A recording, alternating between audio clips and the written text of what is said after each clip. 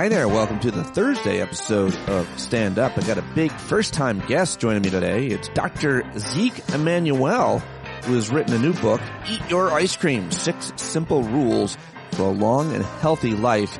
It's a great conversation in the vein of our friend Dr. Aaron Carroll in his book, The Bad Food Bible. I think you're going to love my first-time conversation with Ezekiel, Dr. Zeke Emanuel, who, of course, is the brother of the former mayor of Chicago and chief of staff of Barack Obama, Rahm Emanuel, and his other brother, Ari Emanuel, basically runs Hollywood and the entire entertainment industry. So it's a very interesting family. He wrote a book about his brothers and him. I think it's called Brothers Emanuel. Anyway, my conversation with Dr. Emanuel about his new book is coming up at 34 minutes. So if you want to skip the shit show, which is what I call my daily news recap, headlines and clips, then I understand. But I hope that you'll stay because I've got some great clips and news headlines to share with you. Also, I want to make sure you know that you are invited to tonight's Stand Up Happy Hour Hangout, which we've been doing since March 2020. It'll be 6 years in March. I've been hosting these hangouts almost every Thursday, sometimes more, and I'm very excited to see you. We had a great time last week. We'll have a great time this week, and so be there tonight at 8 East. Sign up now to be a paid subscriber, and you'll get the email with the link, and you can hang out with us. We always have a great time. Patreon.com/Pete Dominic. And you're also invited to Las Vegas, April 9th to 12th, where I'll be joined by Jay Alcovan and Rod and Karen from the Black Guy Who Tips podcast. They will join me this weekend. Also, they'll be my very special guests this weekend, so looking forward to that. And I should be live with David Rothkopf today at about 4 East, so go subscribe over on YouTube and Substack. Also go live on Instagram, Twitter, Facebook, and your mom's house. No, that's it. I'll be going live at 4, so check it out and go subscribe to YouTube and Substack at Stand Up with Pete. Okay, here we go. Let's do it. Hit it, John. It's Pete's Headlines and Clip Show. Getting on the shit show. Yeah, I'm a little frustrated at the moment because I just got done watching a YouTube channel that had almost 600,000 subscribers, and it was this right-wing MAGA, huge Trump-supporting guy I've never heard of. Okay, it's weird when you've never heard of somebody who's a political commentator and has that big of a following on any platform, but it seems like I discover new ones every day. Meanwhile, I've been at this for 15 years and don't have a fraction of that. Now, it's not like envy or frustration that someone doing, quote, better than me. That's not at all what it is. What it is I watched it and saw what he was saying, and then I just got frustrated for the public. Because what I and many others are doing, for me, just so you know, in case you don't, what I try to do here on the podcast is overwhelmingly subject matter with experts that pertain to the public interest. That's my mandate there. This is a public interest program. I talk about things that matter to the public. I talk about issues that are very important to you and your family and your community and your country and your planet.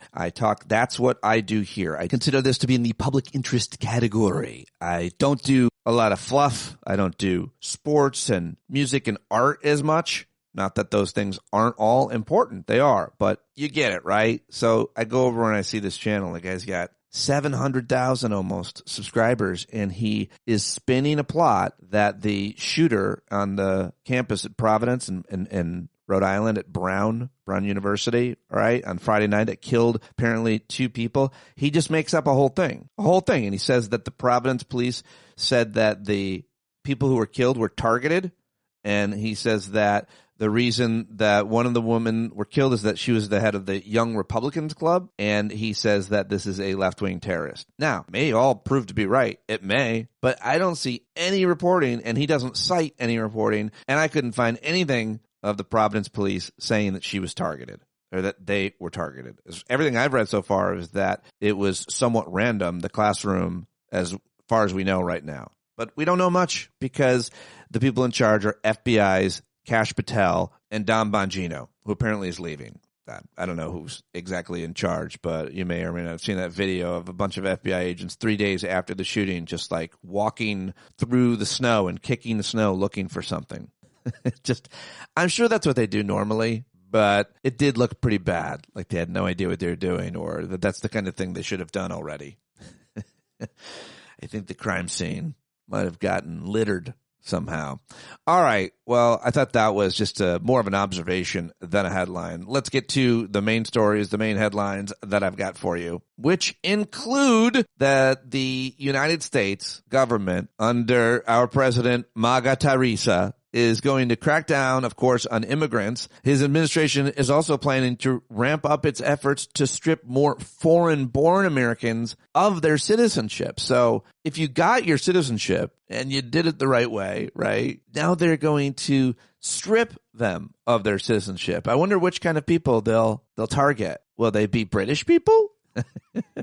I mean, they just can't. Every way they possibly can, they are trying to get rid of black and brown folks in this country, minimize or marginalize them, exclude them, kick them out, prevent them from coming in, erase their history.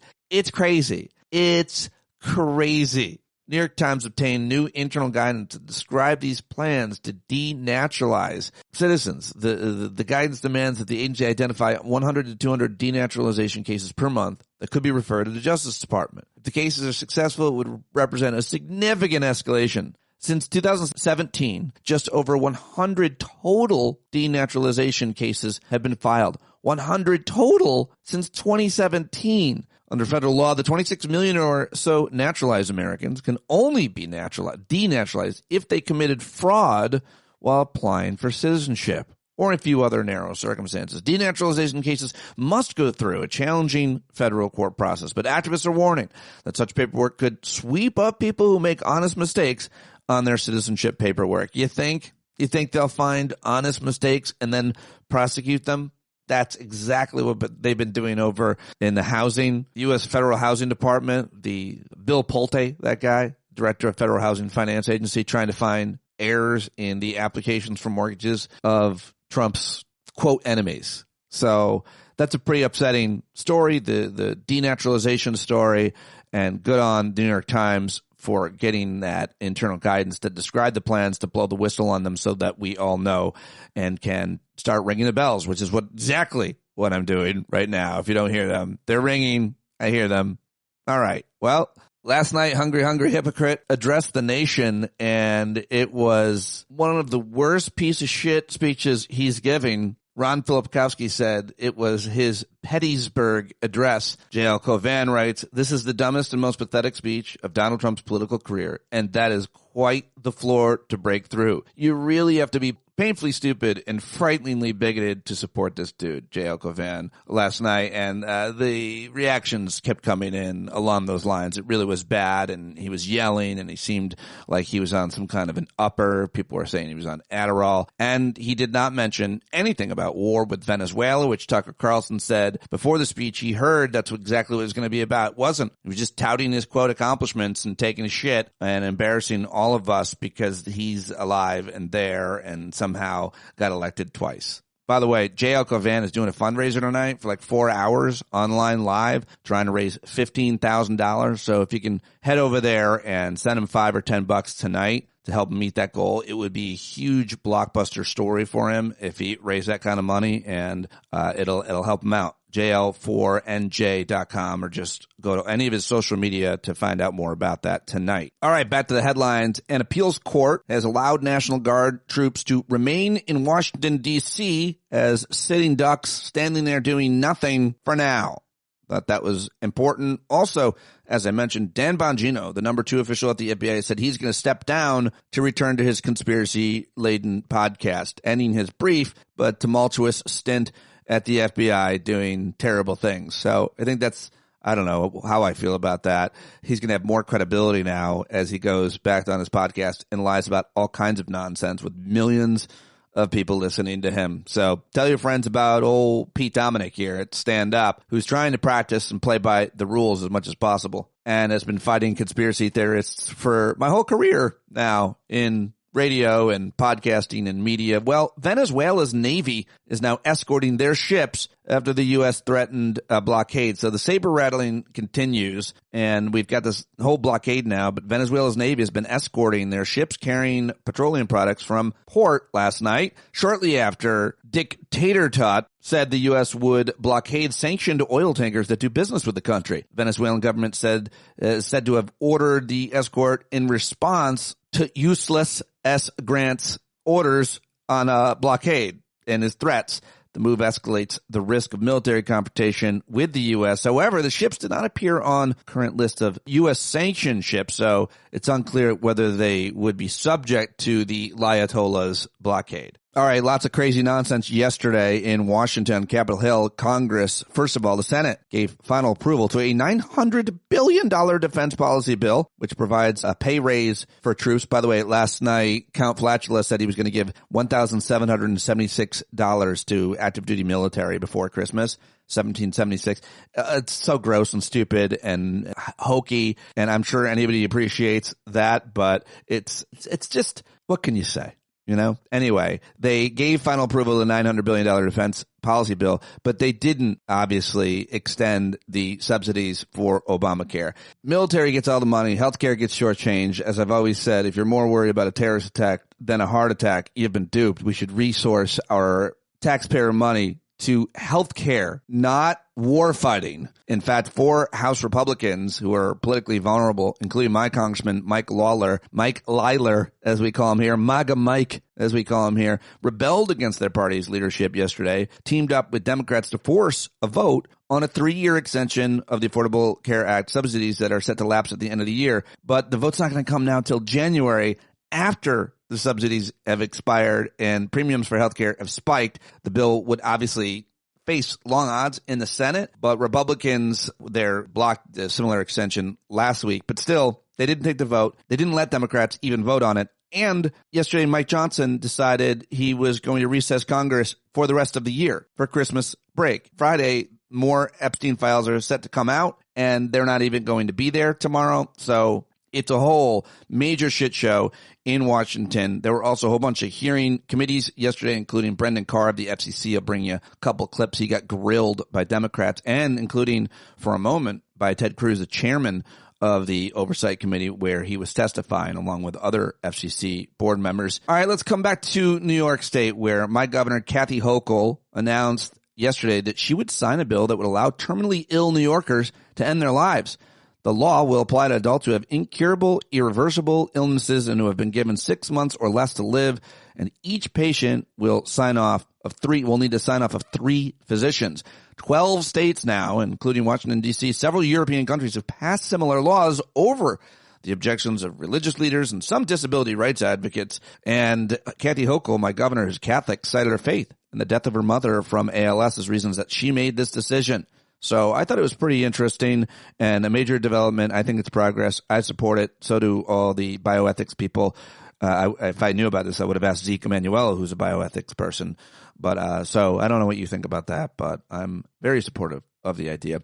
All right, moving on. Rob Reiner's son, who allegedly killed him and his wife and mom, made his first court appearance yesterday in the murder of his parents. His siblings, Jake and Romy, released a statement. Warner Brothers Discovery urged shareholders to reject a hostile takeover bid by Paramount, saying that Larry and David Ellison had consistently misled them. So that is probably, I mean, if this happens, this merger, Netflix buying Warner Brothers Discovery, it would be better than if Paramount did, because what they would do to CNN to make it way more MAGA and what they would do to everything else because their MAGA would be bad. I don't want any major monopoly or conglomerate in any industry, certainly the entertainment one. But yeah, so it looks like Paramount at this point is not going to be able to succeed with that hostile takeover, but I don't know. I'm just reading the tea leaves here. I don't think they're giving up. 4 days after the gunman opened fire at Brown University, he remains at large, as I mentioned earlier. Unusual for a shooter like this to evade authorities for this long, but they'll get him. They'll get their man, and you know it's a man, I'm sure. On his second nomination, a billionaire entrepreneur named Jared Isaacman has been confirmed to lead NASA, which had been without a permanent leader for 11 months. Sure, he's a great guy. Dark money groups supporting Kamala Harris and Trump raised almost $900 million last year from donors whose identities remain secret. There should be a law against that. it was proposed by Obama, called the Disclose Act. Republicans, of course, didn't like it. Democrats did, though, and they don't get credit for it, but they should. Let's check in with the CDC. I know I don't want to, but we got to. And apparently, instead of recommending the hepatitis B vaccine for all newborns, the new MAGA conspiracy-laden CDC will officially advise women who test negatively for the virus to consult healthcare providers about whether their baby should get their first doses within 24 hours of birth. Oh, right. That's the nuance that we needed. Terrible. Also learned the administration, the regime plans to break up the very important National Center for Atmospheric Research in Colorado, largest federal climate research lab. Russ Vought, director of the White House Office of Management and Budget and Grim Reaper for the Planet, announced the plan in a statement on Twitter yesterday, or on Tuesday. Well, the prison population that was shrinking is now growing. The United States has transferred 22 Cuban migrants to its Navy base at Guantanamo Bay, Cuba. People familiar with the matter said repopulating its detention site with men and intends to deport for the first time in 2 months. So remember when we wanted to close Guantanamo? Now we're expanding it. All right, well, those are all the headlines that I've gathered for you today. Now it's time to get to those audio clips, the clip show part of the shit show. Let me just start with this clip of Ta-Nehisi Coates. I think it's older from, October. I saw that Celeste Headley had shared it on her Instagram page. I hadn't seen it, and so maybe you haven't either. Audio's not perfect. He's in an auditorium. I think someone's taping off their phone, but I just love what he had to say here. I don't know quite how to set it up. I don't think it needs any context. He's talking about where he feels on the moral compass of this country and how powerful organizations and leaders are bending the knee and how we should be remembered. And there's just a really important message at the end. And I think this is a hopeful message and an inspiring one. So here we go.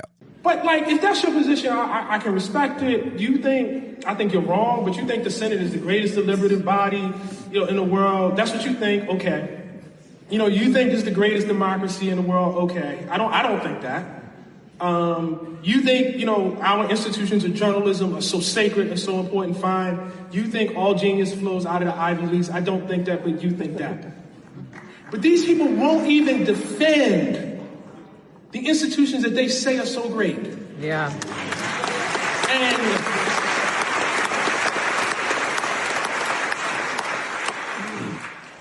And literally today, Trump saying, look, I'm just going to kill people. And the greatest deliberative body has nothing to say about it. Y'all are punks. Y'all are cowards. You understand what I'm saying? Harvard is... I was up at Harvard, a couple weeks ago, and it's y'all are sitting on what? 40 billion? 40 billion? You can't oppose this man? Columbia sitting on, you can't oppose this man, so it's one or two things. Either you cowards or you're with him. Yeah. You know what I mean?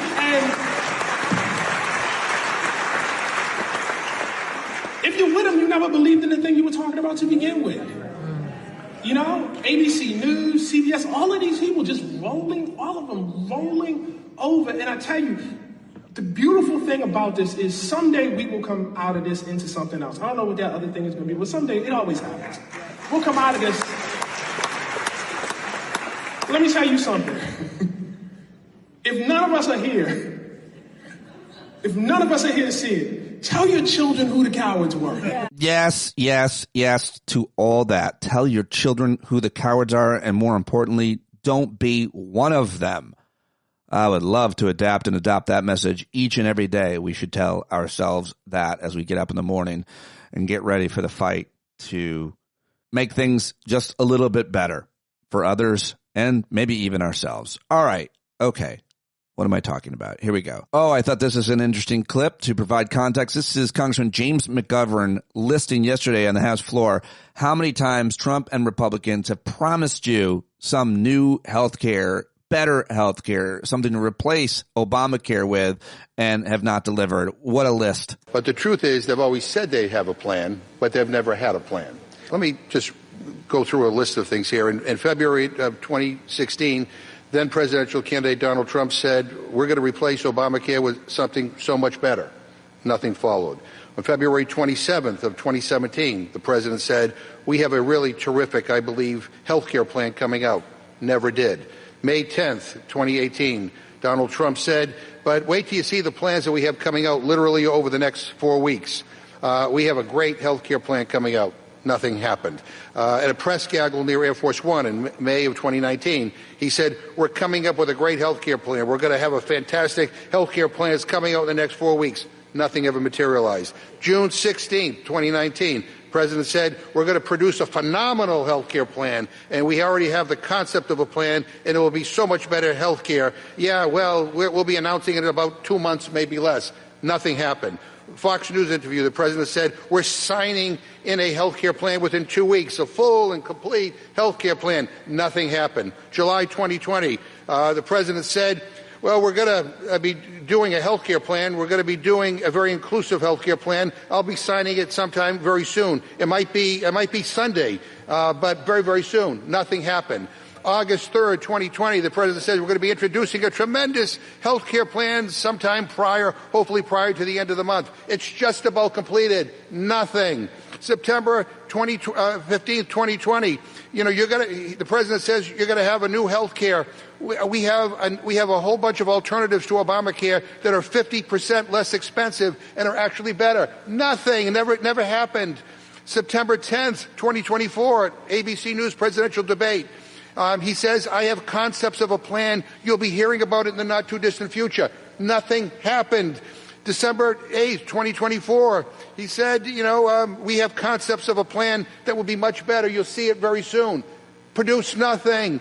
In May of 2025, at a White House event, he says, so we're going to be maybe coming up with something. I think this gives the Republicans a chance to actually do a health care that's much better than Obamacare. Nothing. People are sick and tired of the empty rhetoric. They're sick and tired of you saying you have a plan and you never produce one.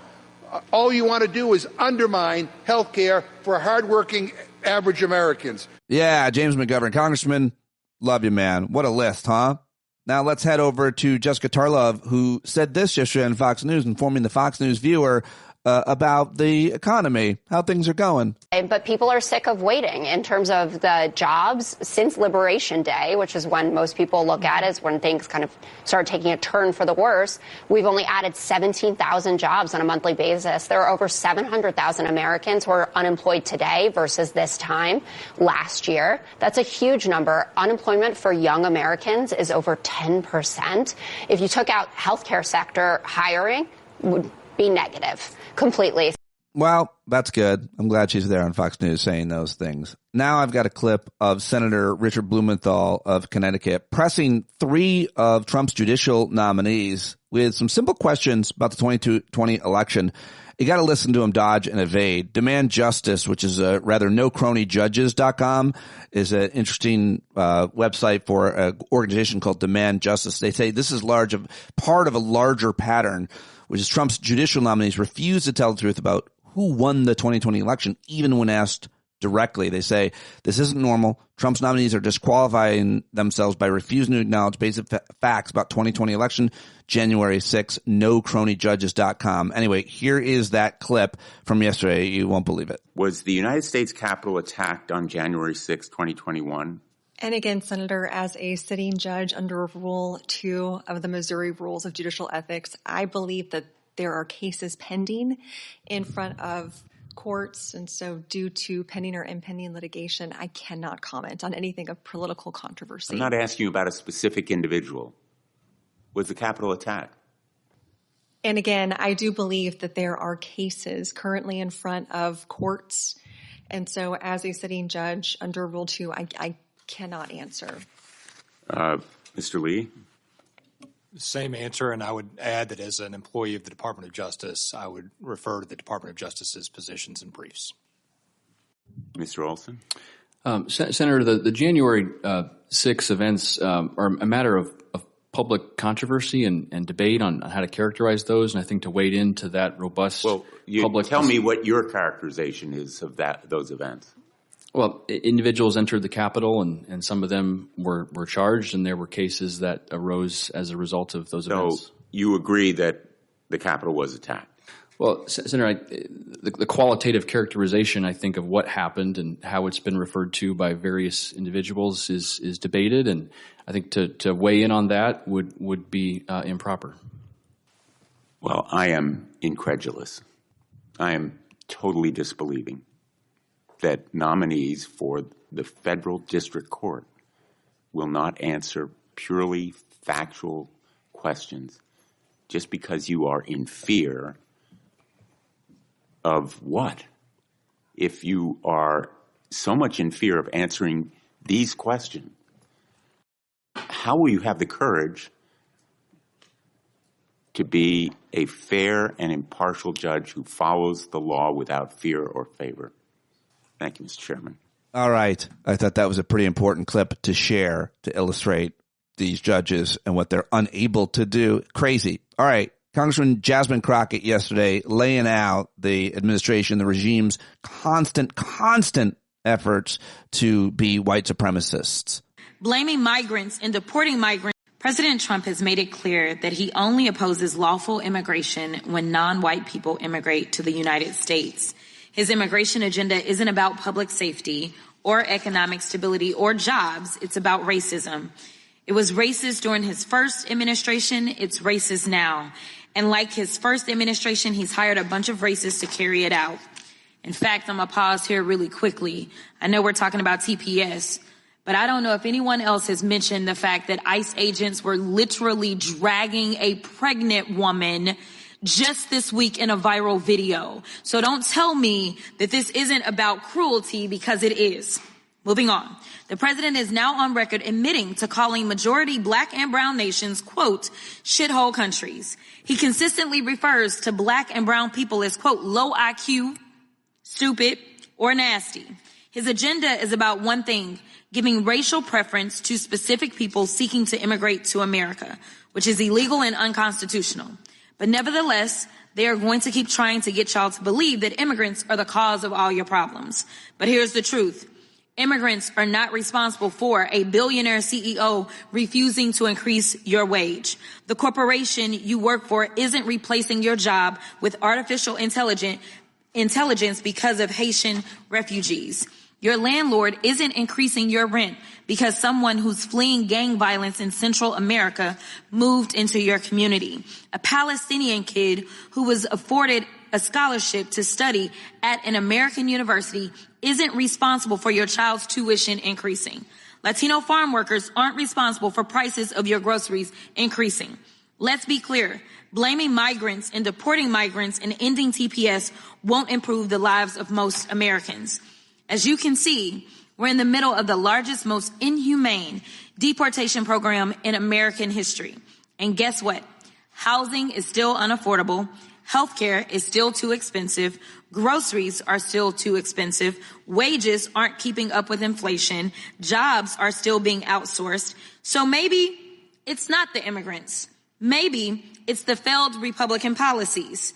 In my state of Texas, the Republicans control the House, the Senate, and the governor's mansion. In the United States, the Republicans control the House, the Senate, and the White House. Maybe it's the fact that Republicans would rather give permanent tax cuts to billionaires, but won't even give middle-class Americans temporary health care benefits. Maybe it's the fact that President Trump has the wealthiest cabinet in American history, and these people are out of touch with the American public. All right. Well, that's what I've got for you today in the clip show. There are some great clips that I didn't get to of the FCC chair, chief, whatever his name was, Brendan Carr, being questioned by senators. And I thought Democrats did a good job, particularly New Jersey Democrat Andy Kim. But I am out of time for that. I do have a couple comedy clips here at the end, including a little bit from Jimmy Kimmel, as Lion Ted Cruz referred to him yesterday. I thought this was good. Let's head over to Jimmy Kimmel Live on ABC last night. For those of you watching at home, we will not be interrupting your regular programming tonight. We get interrupted by Trump enough as it is. I don't know, you probably don't know this because you're here, but at home we had a surprise primetime episode of The Worst Wing tonight on every channel. Now, yesterday, the president announced he'd be giving an impromptu liar side chat tonight in the middle of the season finales of Survivor and The Floor. He interrupted. It's weird to think that you had a couple of states just gone the other way. He'd be hosting one of those shows. Trump shouldn't be preempting The Floor. He should be mopping it, okay? Trump, he gave a speech or whatever you want to call it. He teased it yesterday, as he's known to do. He wrote, "My fellow Americans, I'll be giving an address to the nation tomorrow night, live from the White House at 9 p.m. Eastern. I look forward to seeing you then. It has been a great year for our country, and the best is yet to come." I agree. The Epstein files are due on Friday.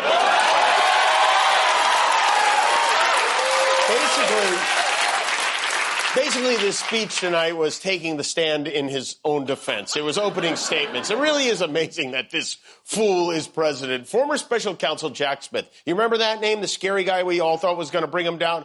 He secured 2 criminal indictments against Trump, one for stealing classified documents, the other for Trump's efforts to overturn the election in 2020. He was summoned, Jack Smith, to reveal his findings to the House Judiciary Committee this morning at the request of Trump-friendly committee chairman Jim Jordan. The meeting was held behind closed doors. It was private which turned out to be awkward because one of the doors happened to be the one Melania was hiding behind. And Jack Smith testified that his team gathered powerful evidence to prove beyond a reasonable doubt that Trump broke the law. We all gathered that. He did it on tape. It was on television. He broke the law live on TV. We didn't need a special counsel to get that. We had TiVo record the whole thing. Do we have TiVo? Did we have TiVo? Do we still have TiVo? I don't know. My TV still goes backwards when I want it to. All right, there's Jimmy Kimmel last night. Here's a little bit of Seth Meyers from his monologue. Always love his jokes, even when you can't see some of them. Some of the punchlines here on the podcast. Hope it's okay. President Trump said yesterday that he's considering relaxing federal laws on marijuana, despite the fact that he clearly can't handle it.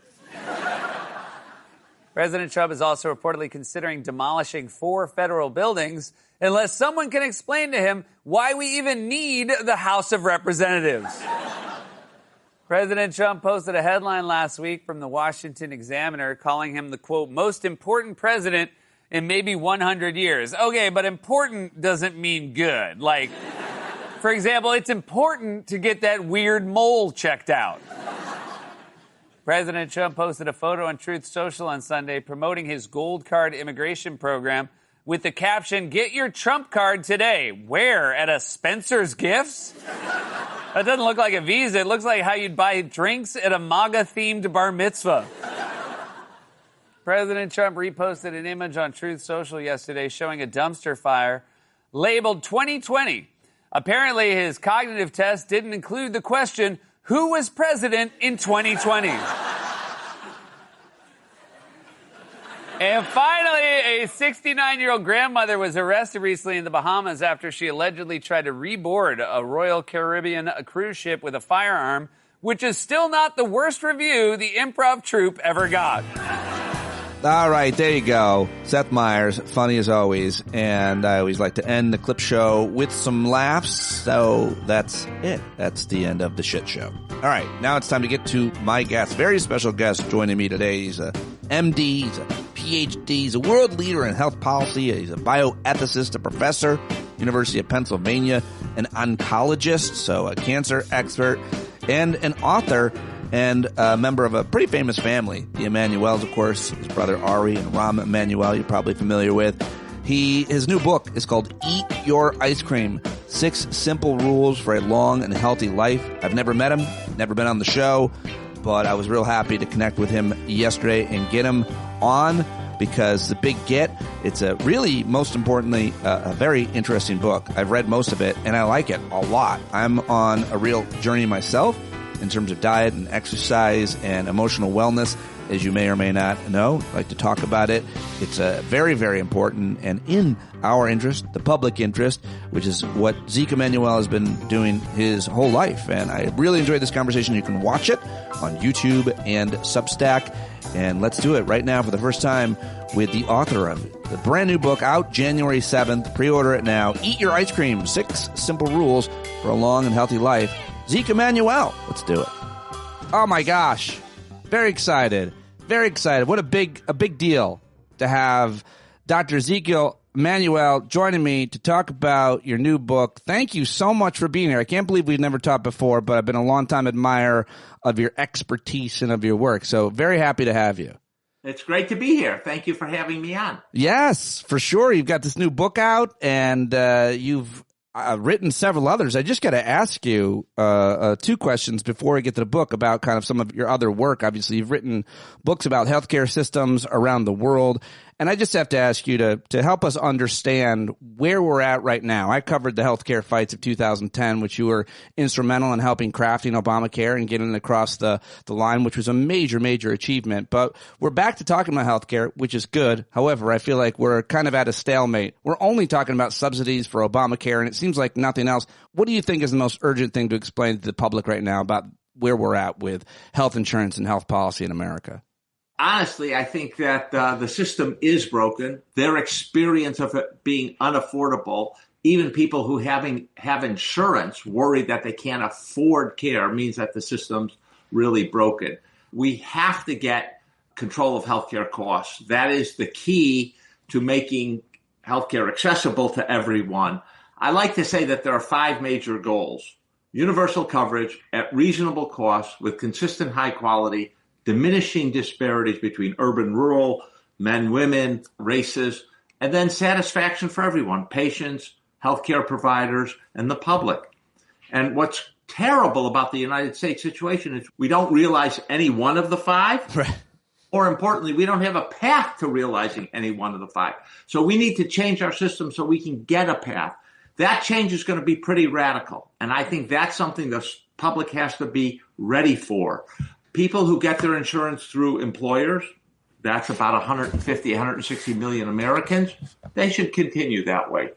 Employers have to step up to the plate. They have more or less been AWOL, in my opinion. On the other hand, we have lots of programs, Medicare, Medicaid, Medicare Advantage, the exchanges, that we need to consolidate and simplify. Right. There are just too many, and that's going to be one of the key steps. So simplifying them, consolidating them, standardizing them, and then actually we'll be able to save administrative costs and get a better handle on the system. All right, we could break myths. A lot of work. It's a lot of work, but the one thing I want to say is I think people are fed up with how complicated the system is, and we can do better. One of the problems is that I think people just get so misinformed. Let's quickly bust one myth. I heard Republican Congressman Steve Scalise, high-ranking, what is he, the whip, the whatever, in the House, he's on CNBC, making the argument that we need to treat healthcare like the health insurance markets, rather the car insurance markets and the home insurance markets and other markets. Dr. Emanuel, why is that a dumb way to look at it, that we should just look around for better prices for our healthcare? Where to start with this? So let's begin. 10% of the population at any one point will consume 2/3 of the healthcare dollars. If you let individuals shop, wow, you're healthy, you'll be able to shop and get a great price. When you're not healthy, you will not be able to afford healthcare insurance precisely when you need it. That's why we call pooling. What does pooling mean? We put everyone together, right? It evens out the cost. So when you're young and relatively healthy, you pay some, but when you get sick, others are cross-subsidizing you. That's the way it works in every system, because at any particular time, those who need healthcare need a lot of healthcare, and those who don't need it hardly use any. 50% of the population uses 3%. Eventually, we will all use a lot of healthcare. And, health insurance is just one way of spreading it out over a lifetime so you don't get hit with a large random loss when either you get hit by a car or some disaster happens, you get diagnosed with cancer in an unanticipated way. And that's critical. That's not the same. You might go through your whole life never having a car accident. Right. Okay. Yeah. Most of us will go through our whole lives without having any insurance claim for a house because the house is okay. That is not going to be true in healthcare. At some point, all of us are going to have a claim. Even if have everything's healthy, and then you have a major heart attack or something, it's still going to cost a lot of money. So, going to get to the book right in a minute. It's so good, and I've learned so much already from reading your new book, Eat Your Ice Cream. But I just got to get you on the record here on what has happened to Health and Human Services, to the CDC, to NIH. I feel like one of the obvious questions to ask you is, how much damage do you think sowing doubt over vaccines has created in America and across the country? How much damage do you think there is to the reputation of a institution like the CDC, which was the gold standard forever? The damage to the population will be large. We're not going to see it just now, but if they put in place all of their plans, we are going to have access to a lot fewer vaccines. A lot of manufacturers are going to just exit the market. One of the things that your listeners need to know is it's a very low margin, high volume market. And if liability is uncertain, demand is uncertain, these companies are going to be like, this, not worth it to be in this market. We don't make a lot of profit here. This is not where the money is. And we will lose out because we need those vaccines, just to stay. We also need them to develop new vaccines. Every year we need a new vaccine for flu. You know, we've just developed a really fantastic vaccine for adults, shingles vaccine. I don't know if your listeners know. If you're over 50, you better get your shingles vaccine. Because not only does it prevent painful illness like shingles, where you get a re-eruption of a virus in your spinal cord and causes a lot of pain, but it also appears to reduce the risk of dementia substantially. All right?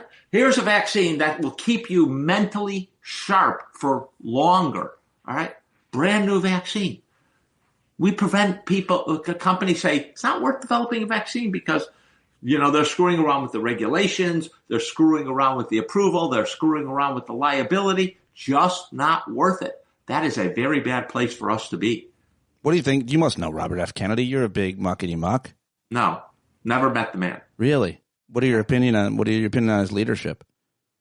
He doesn't do what he says he's going to do. He said he's not taking any vaccines away. That is untrue. Let's get to the book. Oh, it's so good. Eat your ice cream, everybody. You can do it. You can. And I'm talking to the author who's written several books now, but apparently you wrote this book because you got pissed off because of all these longevity grifters, or I don't know if you want to call them grifters, but there's a whole industry of YouTubers and smart people, podcasters who are talking about longevity and how to live as long as you can. Whose book is it? Is it Peter Attia, one of those guys? Yes, one of those guys really made me mad. And basically, they made me mad for three reasons. Reason number one, they made wellness very complicated. And they talk about all these little details. Actually, Peter Attia talks about, you got to do the squats exactly right. He has a picture of himself doing the squats wrong. Make no difference to your longevity to get that squat. I can guarantee that. And there's no way Peter Attia can prove that getting the squat right is going to add seconds, much less minutes, much less days or months to your lifespan. So they complicate things, partly because they're on and they need to splash new info to keep you hooked. The second thing is they simplify things in the wrong way. So all they end up talking about is eating well, sleep, and exercise. And some people will emphasize exercise like Peter Attia. Some people will emphasize diet. The fact is, wellness is more than that. And the most important aspects of wellness, they leave out. So if you say, what's the number one thing you can do for wellness? It turns out it's social relations. Close friends, family, acquaintances who you have over for dinner. That is the most important for living a long, healthy, and happy life. That's what the data show. And almost none of them talk about that. They leave out so they oversimplify wellness. And the third thing is almost all of them have conflicts of interest. They're selling you a supplement. They're selling you a fancy test. They're selling you a gym membership at some ungodly number. They're selling you, a consultation in their clinic. Let me state up front for all your listeners, I'm not selling a damn thing. I am not going to give you a supplement or any of it because the stuff that is critical to wellness, well known, and doesn't really cost a lot. So I'm just totally against the idea of the fact that, you should have conflicts of interest, that you should push your supplement where there's no evidence your supplement actually will make you healthier and make you live longer. And I think I'm just totally against that. You are selling this book, right? Yeah, I'm trying to get people straight.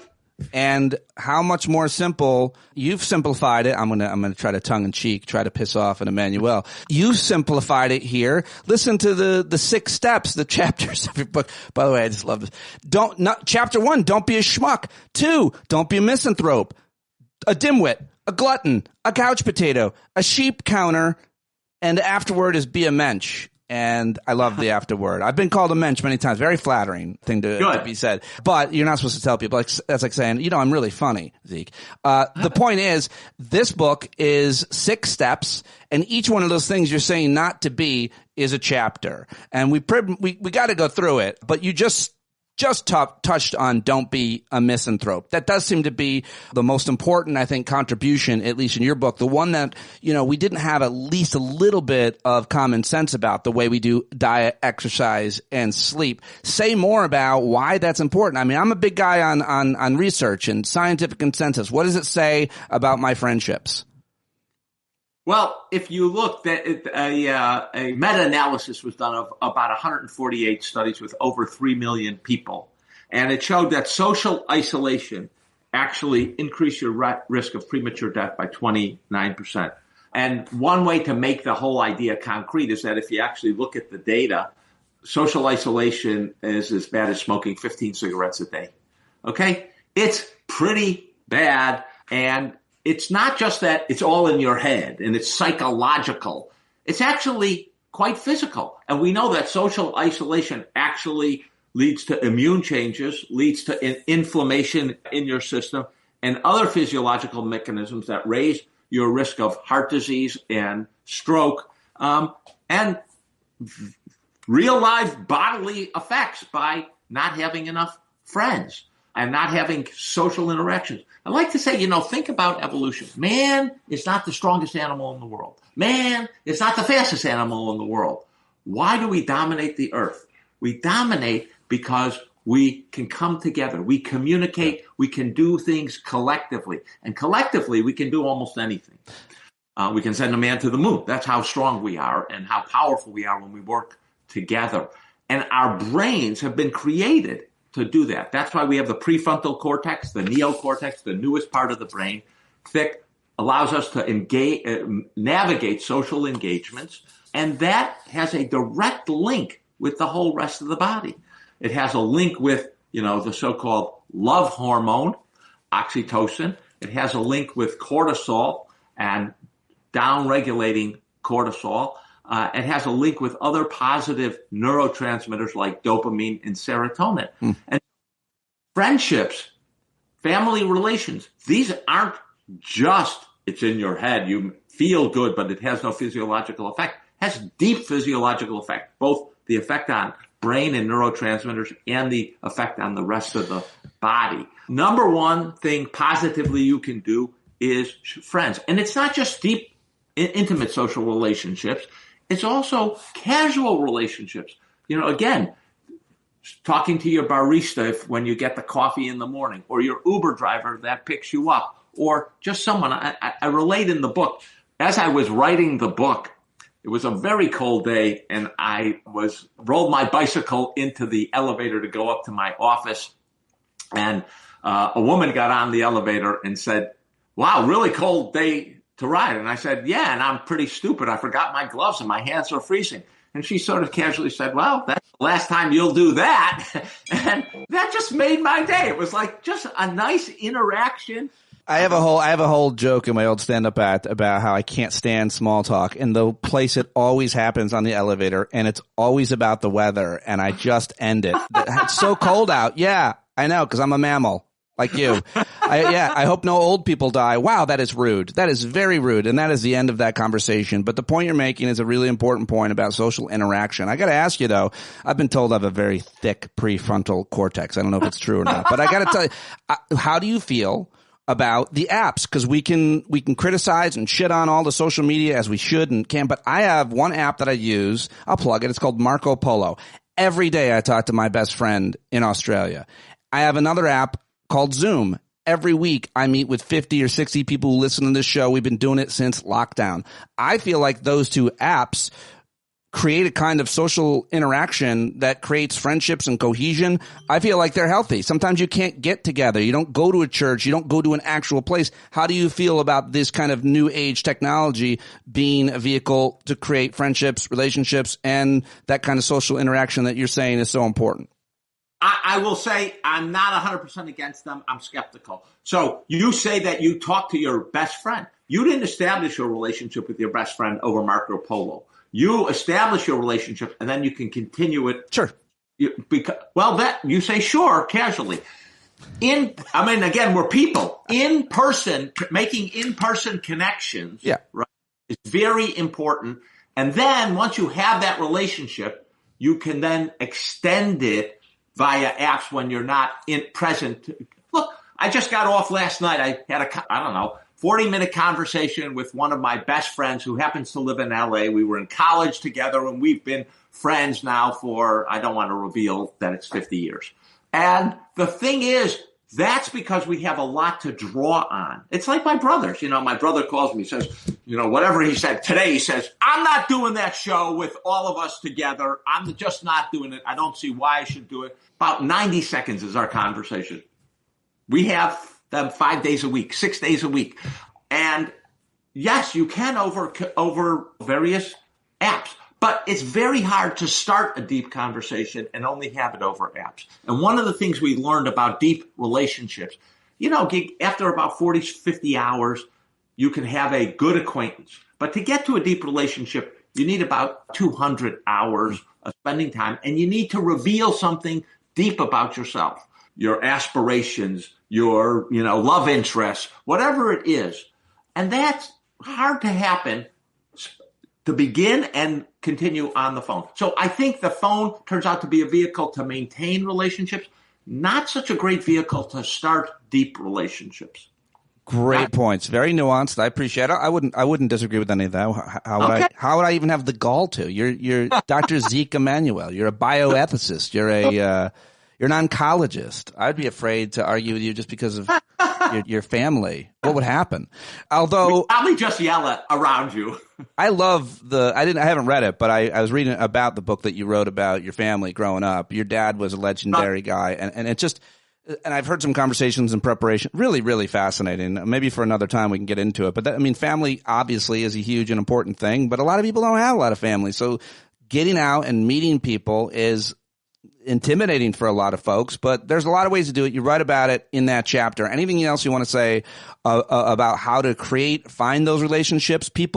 So many people there. Everybody thinks they're a thing now, Zeke. Everybody's got a psychological, I got OCD, I got ADD, I'm an introvert, I'm an extrovert. I'm like, shut up. You don't know what you are. You're probably somewhere, somehow on some of those things, a little bit of that. Two things can be true. Let's stop with all the I'm this, because I feel like it halts your development as a person, and it limits you to think, well, I can't do that because I have ADD or this or that or depression. All right. I am going to make a revelation here. Okay. When my dad would reach out to the next table and talk to them, it would embarrass me. And I'm still, to this day, a little shy about initiating conversations. And mostly, all right, I have to force myself to initiate them. But I am almost always grateful I do. And it turns out, again, scientifically, when researchers say to introverts, okay, and about 25 to 30% of the population is an introvert, act extroverted for the next 2 weeks. That is, initiate conversations, and they give them lines so that they can help them do it. Turns out introverts like it better when they behave as extroverts. It actually makes them happier. Well, yeah. Yeah.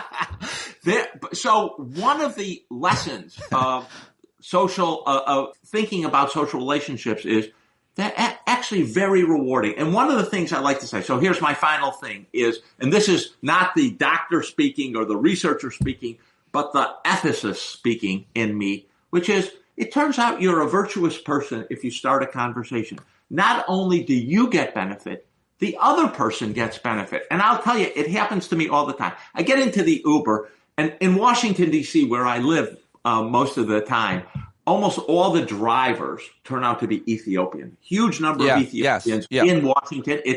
Washington is the second largest Ethiopian city in the world after Addis Ababa. And so I talked to them. I said, where are you from? And they tell me someplace in Ethiopia. I said, well, I've been to Ethiopia 4 times, and I've hiked in Gondar, and, I tell them all the places I've been. They light up, right? Someone knows my country. And, I talk to them about the churches in Lalibela that are carved out of rock. They are thrilled, and it makes their day.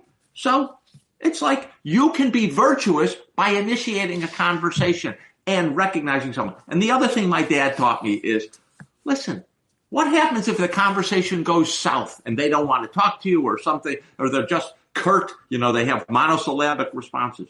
Have you lost anything? Have they insulted you? No, just rub it off. Maybe they're having a bad day. Maybe something has gone wrong with their spouse. Maybe someone got a terrible diagnosis. You have no idea, okay? Just be kind and go back to reading your book. And by the way, you could read Eat Your Ice Cream, on the airplane. So none of us are so fragile. It takes me an effort to initiate a conversation. Yeah. It's almost always rewarding. I feel like it happened with you and I at the beginning. At first, I didn't think you liked me. And then about a minute or two in, and now I feel like we're riding together. I know why you did stand-up comedy well. So the other thing, you mentioned virtue a couple times. I know that you study philosopher, fashion yourself a philosopher. I also happen to know that you're Jewish. My stereotype is that my Jewish friends are a lot more curious. I think that's part of the religion, really. If, rabbinical scholars sit around questioning it, as opposed to some of my Christian friends. I grew up pretty Catholic. But there's this idea of seeking virtue, of being a good person. And a lot of that is 2,000 years old. And I just, you don't really talk so much about that in the book. I think you could probably write a self-help book. Philosophy is psychology. That's what I've learned. How do you use that to make your life, and why is it important to you? How do you explain that whole quest for virtue, if you don't mind taking a bit of a departure? Well, I'm going to quote back a non-Jewish person to you. So one of the things I think, it's going to be Ben Franklin, isn't it? It's exactly. He loves Ben Franklin. He dresses up like him. He's nuts for Franklin. Go ahead. Ben Franklin went through his life, and I think the guiding question of his life is, how can you be useful? And by useful, he had this, how can I make the world better because I've passed through? And I have to say, I had a crisis of what do I do in life when I was in college, in my first semester in college. And I went out into at my college, there was a bird sanctuary. It was winter, lots of snow had fallen, and I went out, sat on a log, and I'm like thinking about this question, and I'm like, what can I do here? I can make the world better. I can do my bit so that what I inherited, like this great college, I can try to make the world better, a better place. And I think that animated Ben Franklin. And I think it's one of the things that if it animates you, you will feel better. And when you die, right, on your deathbed, you would like, here's what I did to make the world better. And it can be very, very concrete stuff. I like to renovate houses. And someone said, you've done 8 houses, right? You've renovated them from that they've been falling down, many of them. I said, yes. And many of them are still around 35 years later. And I've beautified a neighborhood, and people appreciate the gardens that are around the house.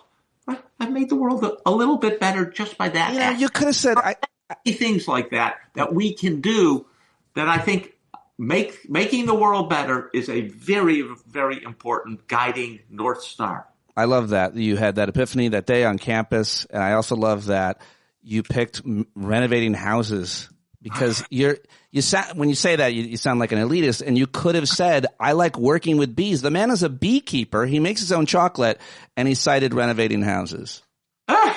I love that. That's a great, great answer. Let me get to food and diet. We're talking about this great new book. Everybody's got to go buy it. It's not out till January 6th, but you should order it right now.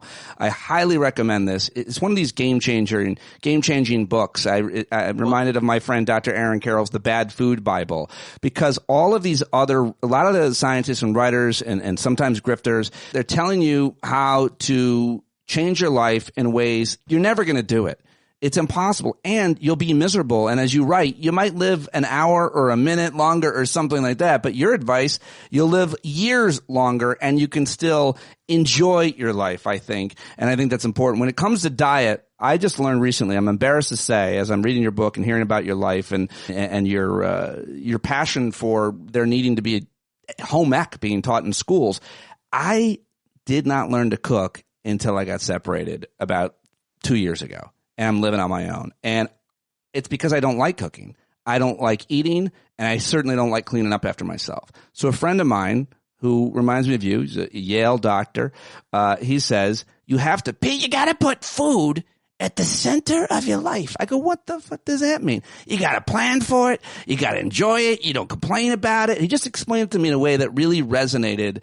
But until then, age 50, doctor, I really did not think that much about food, and I'm in good shape. I'm pretty healthy, but still, it wasn't part of my life. So do you have any kind of advice, theory, or philosophy around that, which you probably take for granted because you always appreciate it, but a lot of us didn't learn what you did growing up and what you value so much and talk about in the book? Food.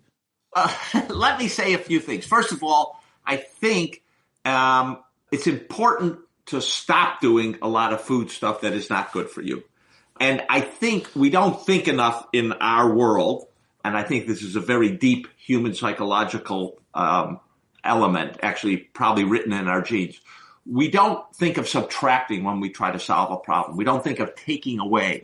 So people puzzles, they almost always add and don't subtract. Even when you remind them, you could subtract to solve this puzzle.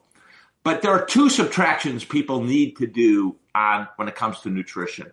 One is sugary beverages, sodas, Coke, Pepsi, ginger ale, things like that. They have about 140 calories in a 12-ounce can. That's 10 teaspoons of sugar with no nutritional value.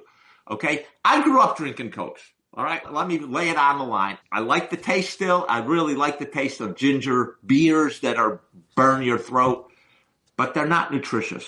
And so we have decreased. The American population has decreased the amount we drink. We got to go further. So that's the first. The second is, over the last 30 years, the amount of packaged cakes, cookies, pretzels that we've eaten has gone up to 500 calories a day. Way, way too much. We've got to decrease that and stop with thinking that a cup of coffee and a muffin is breakfast. Wrong. So those are the negatives. Stop with the sugary just drinks. Real quick on the sugary drinks. In the book and just now, you mentioned soda, obviously. In the book, you talk about diet soda is much better for you, but still, doesn't cause cancer, as you would know. A lot of conspiracy theories about artificial sweeteners that aren't true, but still not the best thing for you. You mentioned some of those other drinks they market as healthy, like Powerade. Still a lot of sugar in it. But the thing maybe you wrote about it, I missed it, I haven't heard you mention it. I think a lot of people get misled, including my mom. I just scolded my 80-year-old mom, 79-year-old mom. She drinks orange juice. A lot of those fruit juices also have a lot of bad sugar in them too, don't they? Very good point. They're actually got a high glycemic index because they you drink them and they shoot up your sugar level in your blood, and then it plummets down, which is not good for your body. And so I don't drink those. On occasion, I actually like a grapefruit because I like the sourness of it. So you can have it for an occasion, just don't do it every day. Now, what's the positives? So the first positive I would tell you, especially, is you got to cook for yourself. We have 21 meals a week, 3 meals a day for 7 days. I don't actually eat 3 meals a day, but let's say you do. If you make one of those, you're going to cook and you're going to really try a new recipe. I don't care what it is. Here's a recipe for breakfast on the weekends when you got some time to play around.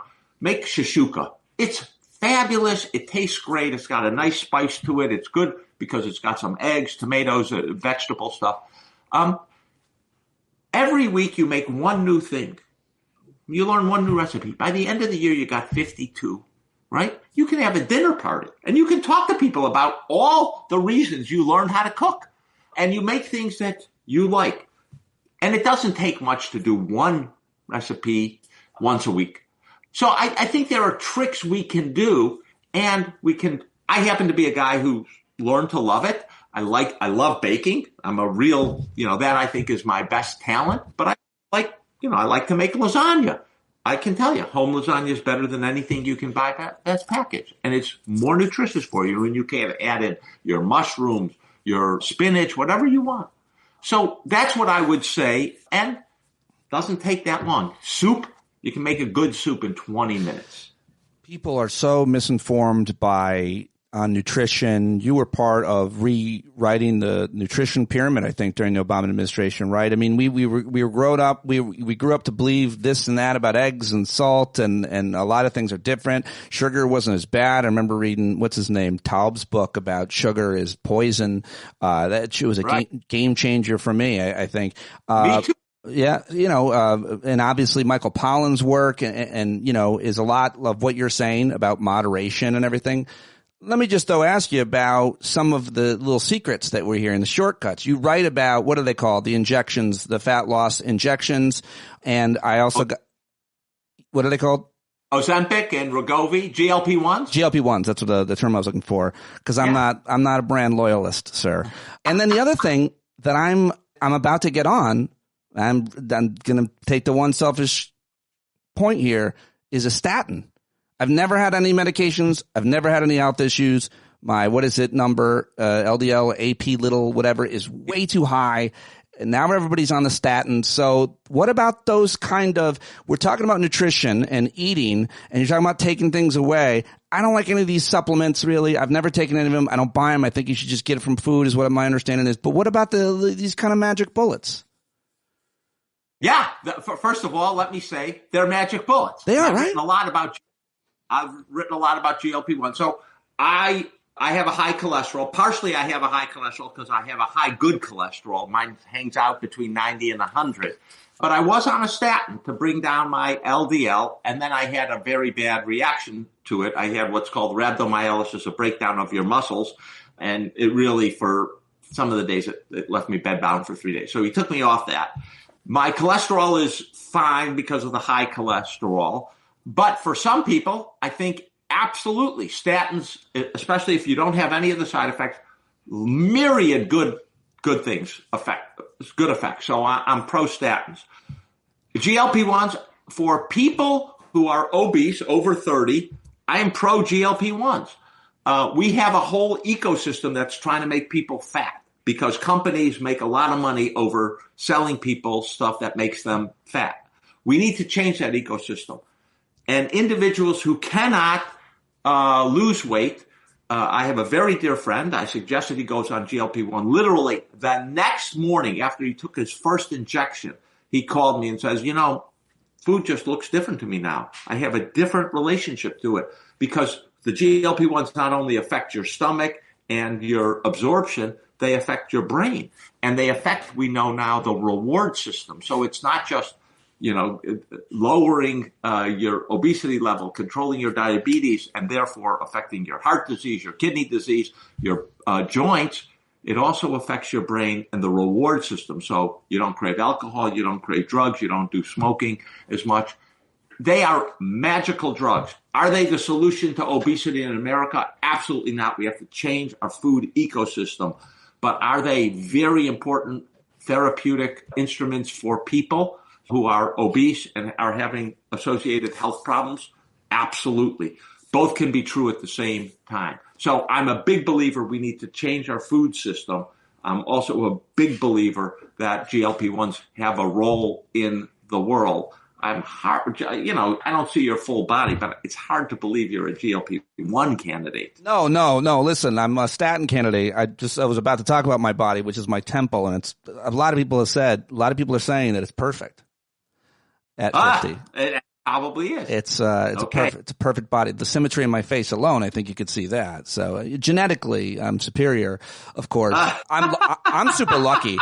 I think part of the thing for me, like you, my dad was a real role model. And for me, my dad was very into exercise. I had to recently tell him, he's 80 years old. I go, Dad, I finally have come to terms with the fact I'm never going to be as able to exercise the way that you have on a bike. He was so serious and skiing and everything. But anyway, exercise is what I want to ask you about next. So that's the other important thing. Everybody knows a good bit about exercise. I feel like we put way too much emphasis on it. There's way too many influencers that think you're changing your body through exercise. Diet is much more of a part to change the way your body looks and feels. I think it's fair to say, but exercise is so important for so many reasons, as you spell out in this chapter. Don't be a couch potato. Exercise well. And I just want to start with flexibility, because that's something that's newish to talk about. You put a lot of emphasis on flexibility. You apparently do yoga you say you do yoga every morning for 20 minutes. You've got a YouTube channel. I think you should tape it and share your yoga routine with us. But talk to me about flexibility. Okay. You know, could put a speed. I'll take that on board. Yep. You'll make a time lapse. You'll make it 3 times, so we just see which positions you use. I'll edit it for you. If you need any help at all, just send me the video. I'll fix it up real nice. Wear some tights, please. But go ahead. Flexibility and the rest of the exercise. Obviously, Pete, you have insight into me, because when I do yoga, I don't wear a shirt. Good. Why should you? You're home alone. There are 3 kinds of exercise you have to do. You have to do aerobic exercise. That's for your heart and lungs and your circulation, and get that heart rate up and your breaths per minute up. You have to do strength training, exercise your muscles, get them working and heating up. And then you have to do flexibility and balance. It is 100% true. I do yoga 20 minutes every morning. I'll reveal it now. I like the Peloton yoga. They have a 20-minute routine. I go out there, and if I don't have access to Peloton yoga, or I have my own routine, which has been developed over time from my Taekwondo days and things like that. Spend a lot of time. I'm a black belt in Taekwondo. Don't mess with me, man. I spend a lot of time worrying about my hips and my hamstrings and my quads, because I do a lot of biking. That's my main aerobic and muscle strengthening activity. I go out and ride, and then in the super cold weather, like it's been here on the East Coast, I ride on a Peloton. Doesn't that kind of contradict chapter 1 of your book, Don't Be a Schmuck? You're riding around D.C. on your bike. You said you ride to work on a bike. That's dangerous, I think. I wear a helmet. I have lights. Yeah, I know. Look. Somehow, did you call my wife? So almost every other year I have a big bike accident. And exactly a year ago, I had a big bike accident where I was going around 17, 18 miles per hour, and I hit a rock the size of a grapefruit. Fortunately, I didn't go over the bike. I went to the side. I had non-displaced fractures of my ribs. Yeah, I have accidents, but, partially because I'm flexible, partially because I let them heal. And that's not the only one. I also went over a road guard and what do you do? Impaled myself on the map. You impaled yourself? I just want to tell you, I rode to the emergency room. No whipping out and calling an ambulance. Oh, yeah, because that's wimping out is calling. Is that the message you want to send, sir? We're live. You know what? Walk it off. You're exactly what you criticize. These all these longevity people. You don't need an ambulance. Frankly, you know what? By the way, the truth is, I'm in Australia. My friend's daughter falls off her bike and hurts her hand a little bit, and they take her to the ER. I'm like, what are you doing? She's fine. You're gonna have to pay for that. He's like, we don't have to pay for it. In America, you don't call an ambulance and you don't go to the ER because you can't afford it. Luckily, you're Zeke Emanuel. You're like, I've been impaled. I'll ride to the ER. I can afford it. I got good health insurance. That was the deal I made with my wife, because I said, listen, I'm breathing fine. That means I didn't, puncture a lung and no blood collecting around the heart. I'm doing fine. All right. Well, I don't suggest people ride around in urban streets, but don't listen to them on that one. But wait a second. Let me correct you. One of the advantages of urban streets is speeds are low, and you're not likely. When have I had my major accidents? Is I'm riding down a path, no cars around, and something untoward happens. Anecdotal, sir. So show me the data. All right. Especially with these electric scooters and bikes all over the place. Well, New York is a different story. Oh, that's just New York. First one I rode was on D.C. A scooter. But back to exercise, getting aerobic. We talked about flexibility and yoga, but it doesn't. But there's a lot more to it. You mentioned weight training, obviously, especially as we get older. Anything else you want to say that before we get to sleep? Yes, I would say first of all, try to do those exercises where you can combine aerobic exercise with muscle strengthening. Bicycling is great as an example. Running is great. I note that all the top athletes in terms of best numbers in VO2 max tend to be Norwegian cross-country skiers and bicyclists. So why does cross-country skiers, why are they the best? Well, they're probably the best because genetics. But it's an aerobic activity, cross-country skiing. It strengthens your muscles, your legs, as well as your arms. And you've got to have balance for it and flexibility. So it's what I call a wellness trifecta. Yeah. And what I try to do is find those wellness trifectas. I was a personal trainer for 7 years, so I remember just always telling people about the different types of cardiovascular. Cross-country skiing, I would always suggest it was like it's low impact, and all my clients would be like, "Where's the snow, asshole?" I'm like, "Fair enough." But swimming as well is low impact, high cardio. But good luck getting a lane. But either way, all good ideas, all great ideas. We got to talk about sleep. In America, you are not to sleep. I'll sleep when I die, sir. I've got to work. I've got to grind. Hustle culture. I gotta beat the other guy. I think all that is absolute nonsense. It's terrible for you. So I had a debate partner who turned out to be a nationally award-winning speaker, but he was like, I'm wasting a third of my life sleeping. And the proof that is the wrong attitude is the fact that sleep has survived through evolution. So right. It wouldn't have been if it wasn't important. It wouldn't have survived, because when you sleep, you're the most vulnerable you can be. You've lost consciousness. Any predator can come by and eat you up. That we still sleep tells you it's vitally important. That we don't fully understand why sleep is vitally important only says we have a lot more to learn. We do know it's important for cleaning the brain out of its toxins. We do know that it's important for consolidating our memories. We know it's important for rejuvenating cells. That's probably not the full scope of it, but it's absolutely critical, and we can't do without it. And most of us at 7 to 8 hours. Some people are genetically short sleepers. Some people are genetically long sleepers. Most people are in the 7 to 8 hour bracket. And let me tell you, the other paradox about sleep is, unlike everything, you can will yourself to exercise. You can will yourself to eat better. You can will yourself to have social relations and extroverted. You cannot will yourself to sleep. You set the table, but you can't, or set the bed, I guess, set the room, but you can't will yourself to sleep. Believe me, that's frustrating to me too. When I'm thinking about writing and, as some ideas popping around the brain and I can't relax and get to sleep, it's frustrating. You mentioned alcohol, not good for sleep. Melatonin, a lot of people take that, and any other drug you don't think is good, or the research says is not good for sleep. But Pete, if I can interrupt you for a second. How dare you? It's not Zeke Emanuel who says this. I am no expert on sleep. It's the American Academy of Sleep Medicine says all those big sleep, the big sleep industry, the mattress people, the pill, Mike Lindell. So the pills don't work. If somehow they're placebos to you, fine, but they actually don't work in a physiological way. They work in a placebo way, if they work at all. The only thing that is shown to work is CBTI,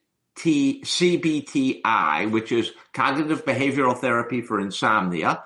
We don't have enough therapists, but that is the most effective method to get to sleep. Figure out what's keeping you up. Not when I've got an idea, when I'm writing and I'm trying to work out an idea, I know what's keeping me up. I don't need a therapist to tell me, you're spending a lot of time worrying about that. That's what's keeping you up. Where are you on and where's the research on the nap? Without the nap, I had my friend tell me, a real smart guy who's accomplished a lot in his life, that he takes naps every day for 30 years. And I was surprised by that because he's such a, quote, high performer. But what he said to me finally gave me the permission structure I needed to announce that I love napping, which was this. I take a nap every day, and it's like I have 2 days worth of energy. I produce a daily podcast with a news segment and a brilliant guest like you every day. It's a tremendous amount of work to do on my own. I need my energy. I need to be on point. I need to be thinking quickly, not making errors, editing, and all that. Without that nap, I wouldn't be able to do my work. Where are you on the nap, sir? Yes, before 2 o'clock. So there are lots of cultures in the world, mostly around the Mediterranean. Right. Naps built into the culture. Yeah. You come home at noon, you have a lunch, and you take a snooze. And I grew up in Israel, going to Israel for summers. Yes, that's what we did. We 3 hyperactive boys. We didn't nap much, but you lay down to nap. And now I actually do it. I nap a fair amount. I nap for a short time, a 20-minute nap. Boom, I'm back. Yeah. And I don't nap day. And yes, like many people, the day isn't structured for me to nap. But occasionally on weekends, I'll read and I'll fall asleep reading. I'll get a good 20-minute nap and then I'm back up. But if you nap after 2, one of the deep problems is the molecule that makes you sleepy is adenosine. And when you nap, you actually deplete adenosine. And if you nap too late in the day, it makes it hard to go to sleep. So you can Zeke Emanuel will give you permission to nap before. That's what I needed. That's what I needed. Yes. I hope everybody gets the book. There's one last thing. I know I've had you for an hour. You probably got to go, but we didn't talk about staying mentally sharp. You got time for one more? Oh, of course. Okay, I wasn't sure. I hear your phone ringing. It could be the mayor, the former mayor. It could be Ari. It could be your wife. I don't want to, take too much of your time. I just want everybody to get this book and learn what you're writing here. So why is it important to stay mentally sharp? How do you do that? I mean, I can understand why it's important. What's your worst nightmare? I'll put words in your mouth. I'll tell you what my worst nightmare is. My heart's working great. My lungs are working great. The kidney's great. The liver's still functioning perfectly. The brain isn't functioning. Who wants to live like that? I don't know. I have no understanding of people that's okay way to live. If that's your view, that being mentally present is really important to a meaningful life for yourself, and I can't figure out why it isn't, then you want to stay mentally sharp. And there are everything I've suggested, exercise, eating well, sleeping. We know that all of those are actually part of preventing or reducing your cognitive decline. One of the other things we know that is really important for reducing your cognitive decline is getting educated. The more education you have, the higher baseline you start with before the drop happens. And by the way, the drop inevitably happens. These people who want to live to 120, the drop's going to happen. There are some people who stay mentally sharp to their end. Benjamin Franklin, again, was one of those people. This guy over here. Yeah, he's remarkable in all sorts of ways. He was 79 when he invented bifocals, and it wasn't his last invention. Okay, so what can you do? One is you can get more educated. Another thing you can do is actually keep your mind active. You can keep your mind active by learning new things. So challenging yourself with new things. That new cooking routine you've gotten into, Pete, that's really good for your mind. Learning languages, learning instruments, learning a new hobby, collecting bees and making honey and trying to make award-winning honey, or my other activity, make a chocolate every year. That's really important. One of the most detrimental things, there are 2 detrimental things. One is retirement. It turns out, one of the great studies, I think, really compelling studies for me, is RAND, the research group out in California. One of their researchers looked at countries by retirement age. What is the mandatory retirement age, and when do people stop working? And then correlated that with society-wide assessments of cognitive functioning. And it turns out the earlier a society allowed people to retire, the worse the cognitive functioning became. The United States is one of the last countries, or the countries with one of the latest retirement ages. And that is very important. What does retirement do? We're not 100% sure. But you've got a routine. You've got to get up in the morning. You've also got social interactions at work. You've got challenges at work that you have to navigate, that you have to think through. All of those are probably very important. So I'm a big believer in staying sharp. When you retire, don't just go to the Jersey Shore, as I say.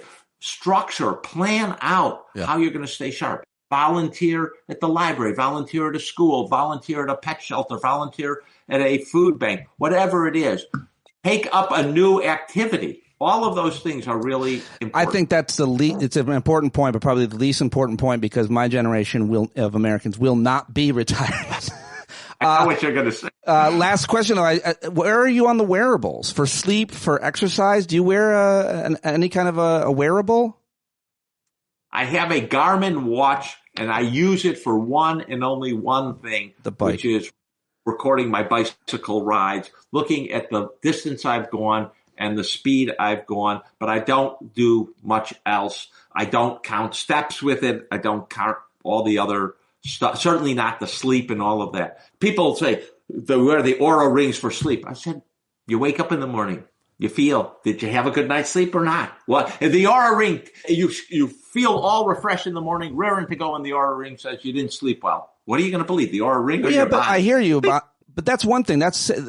My watch shames me. It tells me that I need to stand and move all the time, and without that, I don't know what I would do.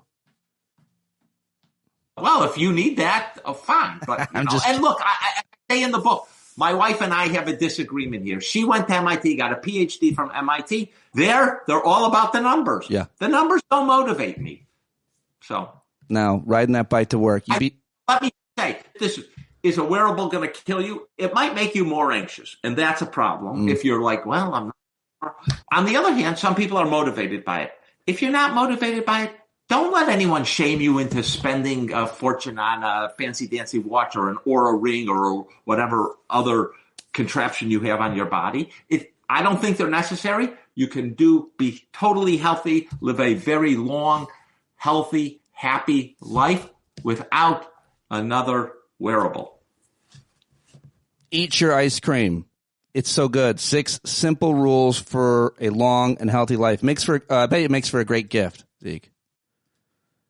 It's a great gift. Yes, pre-order it. That's what's key at the moment. Pre-order now. We got to get the pre-orders moving and get the rest of his book. What a great honor it is to talk to you. I've been following you throughout your career, trusting your advice on health policy and health and many other things. And it's just it's great to connect with you. Thank you so much for doing this with me. I hope you had fun. Stay safe. Don't be a schmuck. A lot of fun. Thank you for doing it. Great questions. Really appreciate it. And stay healthy. We want you on the air for a long time. I'm doing it. Or at least I'm trying. There he goes. What'd you think? Almost an hour with Zeke Emanuel. I hope you go get the book because it's interesting, it's fascinating, and you should add it to your library along with Aaron Carroll's The Bad Food Bible. And I hope you took something good away from that. And I am so thankful to have had you here today. If you're still listening here at the end, that means you're a bumblebee. That's what I call you. You're the best. I appreciate it. I put a lot of work into it. So when you stay and you listen, it means a lot to me. Thank you so much. I hope that you will be, if you're not already, a paid subscriber, which means you can join us on the Discord platform, which is a chat that goes 24/7 with amazing people only, I think. And, of course, at our Hangout, which is tonight at 8 p.m. Eastern. You can hang out with us in person in Vegas in April. And check me out today, 4 p.m. East Live, scheduled to be joined by the great David Rothkopf. So go subscribe to YouTube and Substack. It'll remind you when I'm going live. And I think that's it. Write a rating and review of the podcast on Spotify and Apple Podcasts. And go download John Carroll. Go buy his album. He sings and writes all the music here for the show. And we know him, we love him, and we cherish everything that he does for us and that you do for us. So thanks for being a part of us. And I'll talk to you tomorrow right here on Stand Up, where my guest should be the great David Rothkopf. Okay, bye-bye. Rise up, you got to stand up. You got to stare the devil straight in the eye. We got to let him know it's his turn to go. See it clear and all you hear is a lie. Don't get up off of your butt, down off of your fence. Even if it ain't a very friendly audience, well, they'll begin to listen when you start making sense. And you stand up, stand up. No need to point your rifle to defend your town. Just stand up, stand up. You know they can't deny you what you're laying down. Boy, you better stand up, stand up. Show your face of every color, yellow, black, red, and brown. This is the place where every lost child will finally be found. There's only one thing to do before we stand our ground, and that's stand up, stand up. Well, the founding fathers saw a land for all. They had to stand up, they had to stand up. They had a keen imagination for a crystal ball, drawing all the plans of stand up. But all they had to go other causes for loss, and since they weren't even sin, they knew that change was gonna come before the change could begin. They had to stand up. All right, they had to stand up. We got to stand up. We got to look the devil square in the eye. We gotta let him know it's his time to go, and make it clear when all we hear is a lie. Why you lying awake wondering where the money all went? It'll be the cost of freedom that'll go unspent. You can see him flee the scene of that experiment if you stand up. Alright, we got to speak up, we got to reach up and raise your voice in every way you know how. Don't be toes up, you got to show up. Ain't no better time to do it but now. No need to pledge allegiance to no wanton tribe. Rise up and show obedience to the voice inside. And listen well and it'll tell you not to run and hide. It says stand